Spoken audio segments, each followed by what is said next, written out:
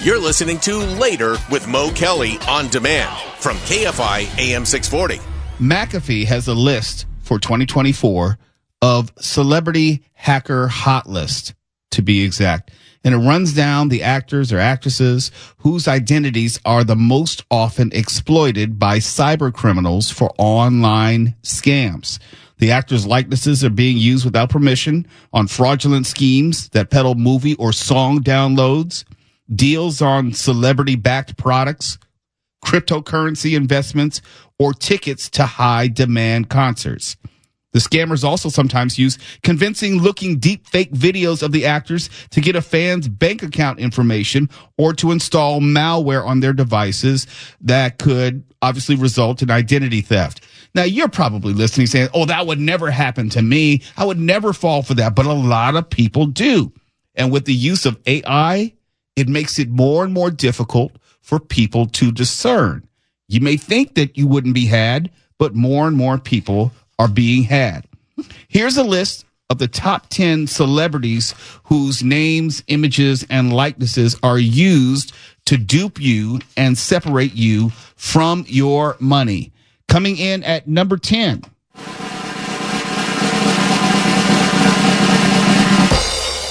Addison Rae. Who the hell is that? TikToker. Oh, so not a real celebrity. No, but she's done movies too. Like she's got a Netflix movie. Okay. So for the youngsters. All right. She probably wears pajamas all the time. Coming in at number 9.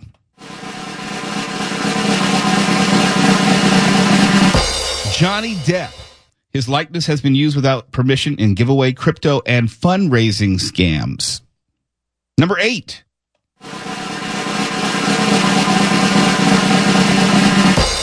Blake Lively. Her name was used in a weight loss gummy scam. Number 7.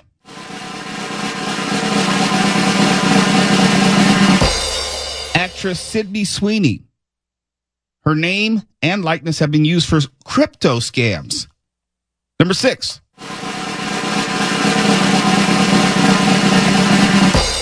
Not just actors and actresses, but singers. Sabrina Carpenter. Her name and likeness have been used in fake ticketing scams and to advertise an app for creating sexually explicit images. Let me just say, both of those have shown up on my feed lately. What are you trying to, whoa. So there's something in the algorithm that you're looking for. Well, making it show up. For Carpenter, yeah, I actually do like her music. I don't know why Sydney Sweeney's coming in. Okay. Well, but maybe because they look alike. Sydney Sweeney can show up on my timeline anytime. Sydney's fine. Number 5.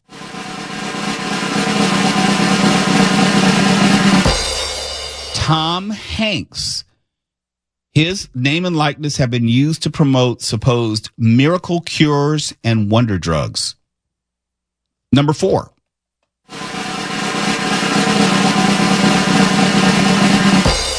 Actress Anya Taylor-Joy.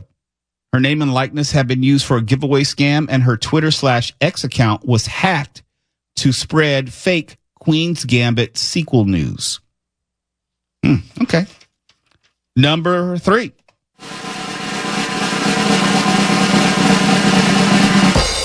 Sorry, Swifties. Taylor Swift. The megastar singer's name and likeness were used for celebrity endorsements, presidential endorsements, ticket scams, and product giveaway scams. And of course, we know the AI was used for the fake presidential endorsement.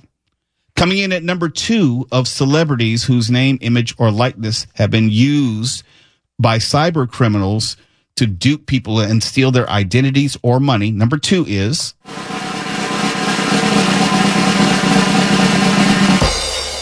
Kylie Jenner.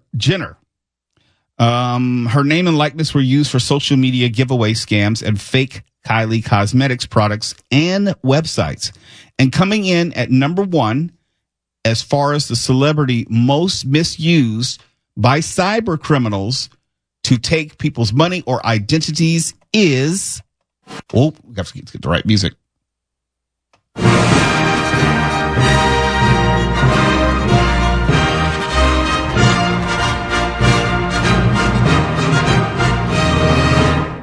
Any guess? Anyone? Beyonce. That's a good guess because with Taylor Swift, Yeah, being that's on what the I list. was Yeah. thinking. Mark, any guess? No, you're kind of out of my range of expertise on this one. Okay. Number 1 is Scarlett Johansson. Hey, now.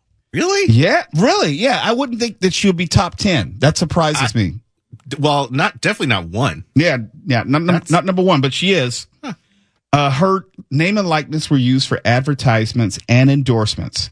And Scarlett Johansson has also spoken out, as we all know, against non-consensual AI-generated content, and also has threatened legal action against OpenAI for using, I'll say, a facsimile of her voice. And there you have it. There are scammers everywhere. You have to be careful. And if it looks strange, it probably is fake. It's Later with Mo Kelly, KFI AM 640. We are live everywhere on the iHeartRadio app. And when we come back, well, we have to tell you about a popular sex trend. You could end up dead if you're not careful. It's popular, but dangerous. I'm told it's popular. I don't know. I'm saying. Never mind. You're listening to Later with Mo Kelly on demand from KFI AM 640. Let me just let you know right now. Send the kids to bed. Send them out of the room. This next segment is not for the younger crowd. I'll let you decide whether this is PG-13 or rated R, but it's definitely not rated G. There's a new, I shouldn't say new. It is newly discovered that there is a popular sex trend, and it's a dangerous one. And of course, it's predominantly from research being done by young folks. Oh, I know what it is. You know, or you're guessing? Leaving without paying. Sex trend?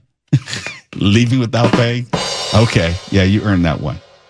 No, it's far more dangerous than that. You don't have to worry about being killed by a pimp. It's called sexual choking, and it's now considered mainstream. Being strangled for sexual gratification. It is no longer taboo.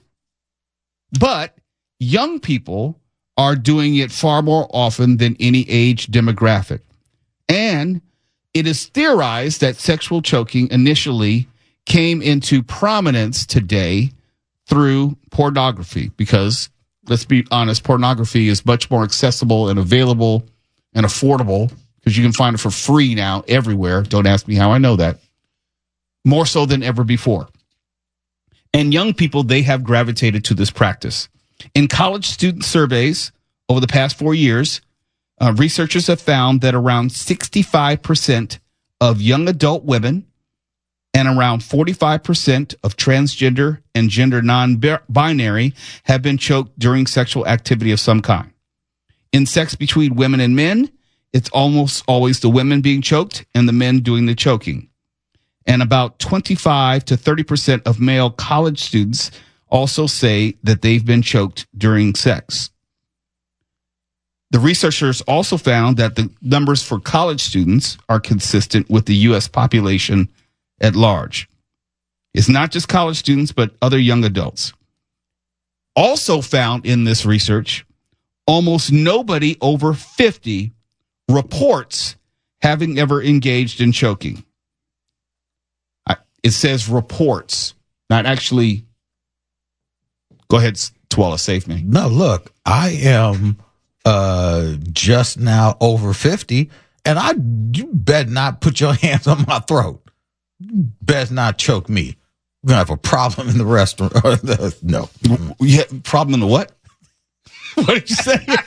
Wait, you heard that right? He didn't say bedroom. He said problem in the what? No, were you going to say restaurant? No. Look, I didn't say, forget that last part. Who's choking you and where are they choking you?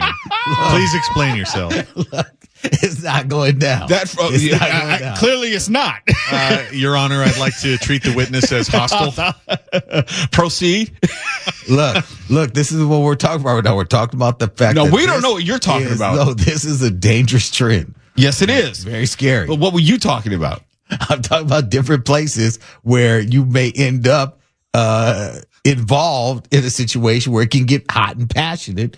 and you don't want someone's hands around your throat. I heard rest. So that's restroom or restaurant. Definitely Look, a public restaurant. In a restaurant. That is sometimes where it can get hot and heavy. And just know. Okay, just know that you don't want to be choked there. Okay. There is a hashtag where they called Choke Me Daddy, where they were researching this. Choke Me Daddy. Is that podcast that the vice president was on a couple days ago? No, that was Call Me Daddy. Yeah. Call her daddy. Call her daddy. Yeah. Quite similar. You want to be careful which one you pick. You don't Google that at work. Look. No. Well, researchers, the serious point is they say there's no risk-free way to engage in choking or strangulation for those who indulge themselves. To me, the scariest part about this is, and Mo, your sons are young enough where they may be experimenting with, like, hey, look, I'm into choking. I'm looking at my 18-year-old son and I'm like, hey man, how do I have this? Hey, so if anyone tries to choke you, you tell her no. You say no choking. I don't know, and this kind of highlights my larger point. I don't know if my world even makes any sense to them in their world. I don't know their views about sex, their views about just dressing up and going to the mall, their views about dating. They don't date the same way that you and I did. We actually talked to him, and it was a game to be able to get a woman interested in you just by the verbal game that you had. They don't talk they don't exchange numbers anymore. They ask each other for their IG page because they're not going to actually have a phone conversation. The choking, is it meant to be with somebody you know? I would think, yeah. I mean, you don't want to just meet someone at the club. Don't and encourage him. No, just saying, look, Mark, this isn't you meet someone at the club and, you have a couple of beverages and, you're in a restroom and you're choking. You don't want that. Well, it sounds impolite, honestly. Now we're back to the restroom. What's with the restroom? Right. What's with these public displays of sexual gratification? Sometimes you've got to get it where you can get it. But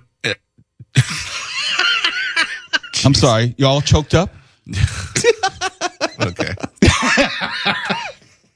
Give me a minute. Spit it out. Here we go. No, but I was just going to say to your point, Mo, because I almost got this job at another radio station, and it was like about sex health, and that's true because it's like one of the reasons I actually almost got the job was because we had to make like a thesis of like what you would bring to the table as a producer, and that's what I was thought too. I was like, what if all of that was available like in your time? Let's just use your timeline. Mm-hmm. Would that open up that sexual experience, or at least make it something you would think about versus maybe would look down upon today, Something I have noticed, and this is something which I think we all could agree upon. There is no age of innocence. And when I say kids, I mean actual children. They know everything about everything before they even start school.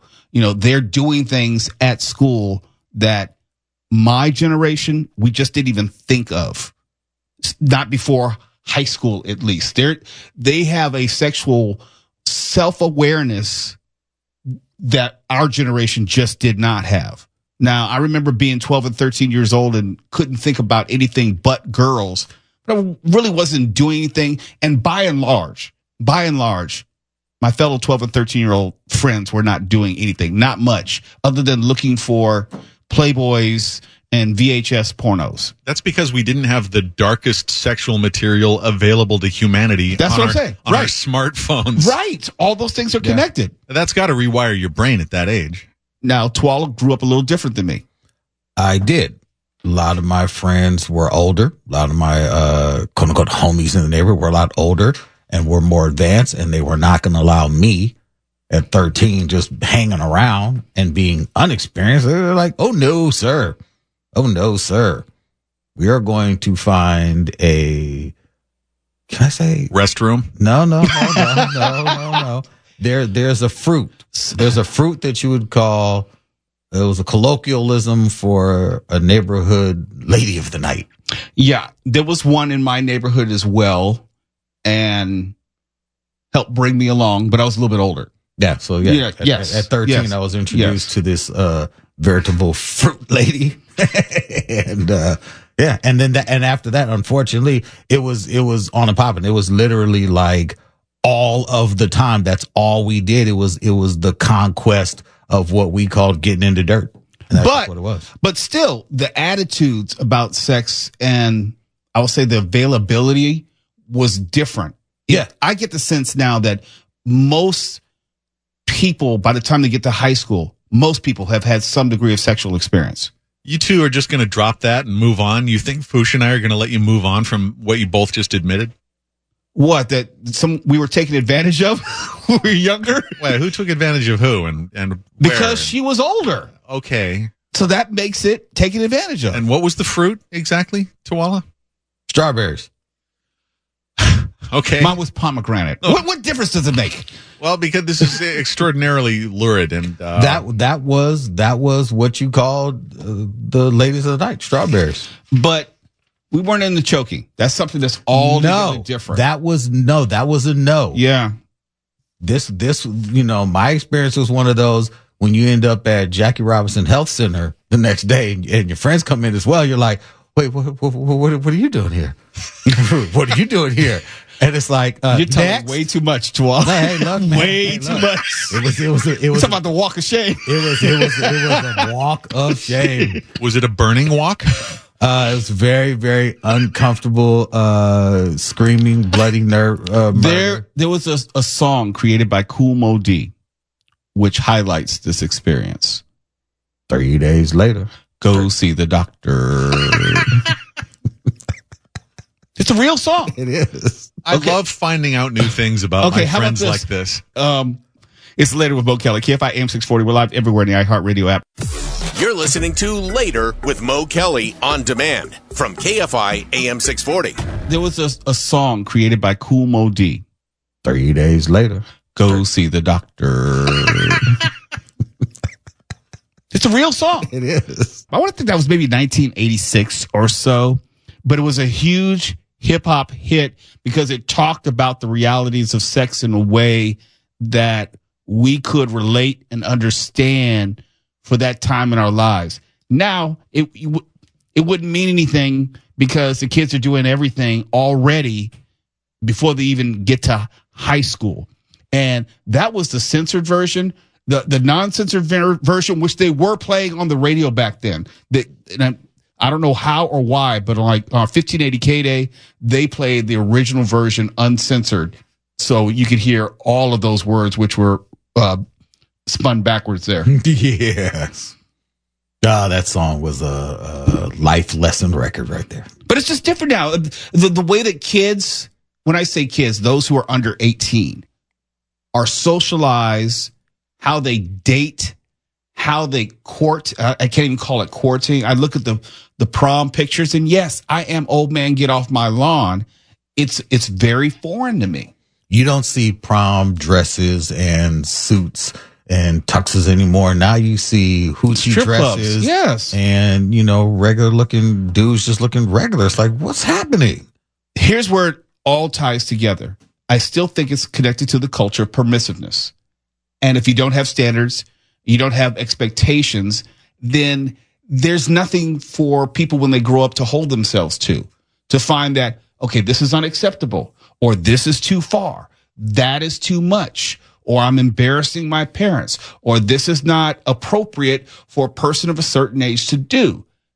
That was instilled in me, and that was beaten in me. And I don't care what people say, like, you shouldn't hit your kids, corporal punishment, you shouldn't be spanking your kids. I'm a firm believer. I'm a living witness.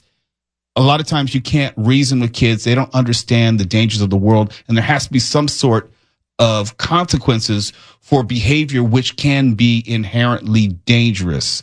They don't understand. Like, for example, one of the times I got my butt beat was walking in the street. I want to say maybe I was 6 or 7 years old.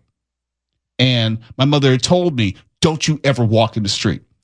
Could I intellectually understand the dangers of a car running me down? Probably not. But I understood how she took a belt to my backside, and I didn't walk in the street again because I understood what a belt meant. All I'm saying is that there need to be parameters, there need to be standards, there need to be expectations, and I think the lack of all of them contributes to where we are now.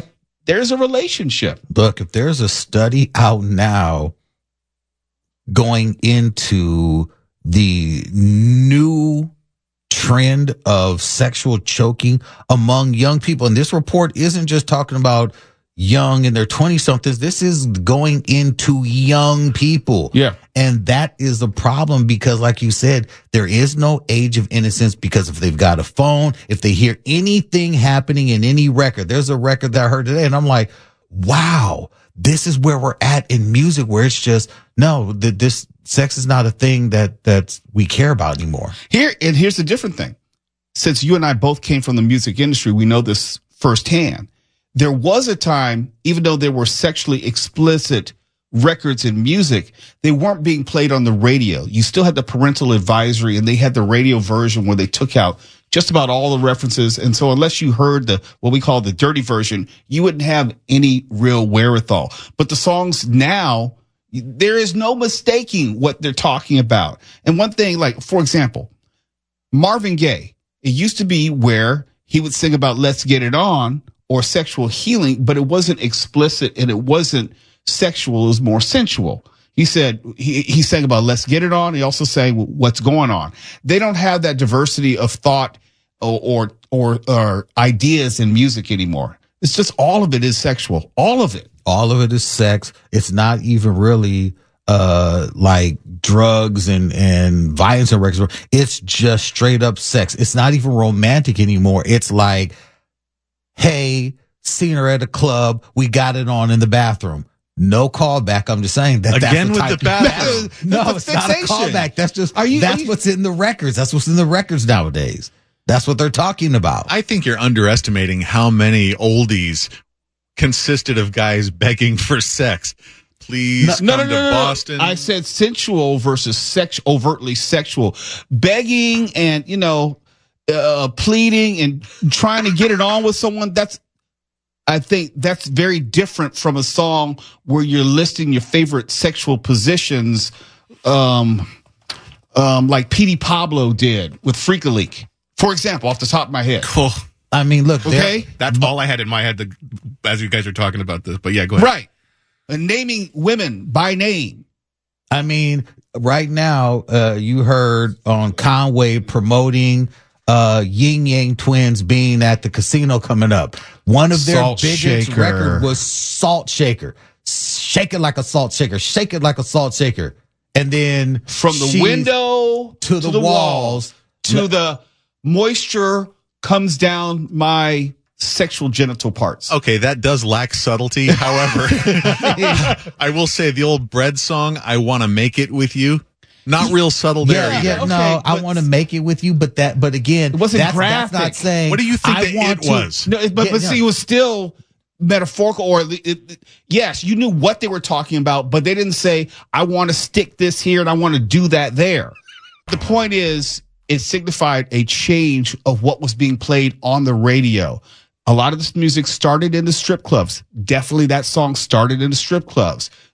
But the strip club culture then became radio airplay culture. That's the difference. That was one of my biggest records. Like, we played that record. Huge hit. Like, you would have thought we were making the record in the back or something. Yeah. In the restroom, perhaps? Yeah. KFI AM 640 live everywhere, the iHeartRadio app. You're listening to Later with Mo Kelly on demand from KFI AM 640. And before we get out of here, we're going to finish up this conversation talking about how I think my thesis is music and its change becoming more explicit is, I don't know, a symptom, or I don't know if there's a causal relationship, but there's a correlation between how explicit music has become, how pervasive sex among young people has become. And that goes back to the study we were talking about earlier in the hour about how certain practices, including choking during sex, has become a thing on college campuses. And I'm thinking like, yeah, because the availability of information about sex has been demystified. For me growing up, it was like a big wonder. It's like, oh my gosh, it's got to be a big deal because all the guys are talking about it. And you hit puberty, it's like, I don't know what to do with myself. But now you can be 8 years old, get a phone, any question you have, anything you want to see, it's there. And I think when you couple that with the explicit aspect of music today, which has been like 20 years in the making, then yeah, I can see why we are where we are, why we don't respect the things that we used to respect, why we do the things that we do. And one of the other examples that I was going to use, and we'll use it on the way out, is Yin Yang Twins, and which was, this is the point I was making. I said last segment, a lot of music we talked about would start in the strip clubs. The music that you hear at the dance clubs oftentimes started in the strip clubs. And one of my jobs was to go to strip clubs, gay clubs, straight clubs, lesbian clubs, strip clubs in addition, and then give the DJs the music, and I'd ask them to play it there. Because remember, this is a pre-text environment. You had to be there. It wasn't like they could send you a video. You had to be there. So we would be there, and they put on the record, especially if it was a strip club, and then you would see the reaction, whether the dancers were into it, whether the crowd was into it. And if it did well there, then it would go to what we would say we put it in the mix shows at radio stations where they play it like Saturday nights, and the DJs would mix it in here and there and get a feel for it. And so people got used to hearing it, and then eventually they get in regular rotation. That's one reason why a lot of music now is so overtly sexual. So with that, one of the songs true to that, which came out of the strip club, was the Yin Yang Twins Salt Shaker. And it's talking about a woman, presumably a dancer on stage, an exotic dancer, who was doing sexualized moves on the stage. And they would say, shake it being obviously everything, like a salt shaker. It was a huge hit, but it highlights the point. That's all I'm saying. It slaps. It does. It does. Yeah, among for other sure. things. Yes, sir. Slaps and chokes. It made a lot of women a lot of money. How am I going to make this transition? I figured you had to do that now. Okay, we're all going to count to three together. 1, 2, 3. The Manhattan Beach Food and Wine Festival. Log on to KFIAM640.com and enter for the chance to win a VIP experience at the Manhattan Beach Food and Wine Festival, featuring the best chefs in North America, coming to Manhattan Village this Friday and Saturday. Contest ends tonight at midnight. The VIP package includes 2 VIP tickets to the opening night on Friday, October 11th, 2 VIP tickets to the grand tasting on Saturday the 12th, 2 nights hotel accommodations at West Drift Manhattan Beach Friday and Saturday, golf cart courtesy of E3 Vehicles, $500 spending spree at Manhattan Village, and a private tasting with our own Neil Saavedra Fork Reporter. So don't miss Southern California's newest and most notable world-class culinary festival, featuring unlimited tastings from top chefs, wine, spirits, cocktails, beer, non-alcoholic options, and more. Tickets are on sale now. It includes unlimited food and drinks. Buy your tickets today at mbfoodandwine.com. Whew. That was a very difficult transition to go from salt shaker to this. Mood enhancing, pharmacy grade, stimulating talk. KFI. And KOST HD2. Los Angeles, Orange County. Live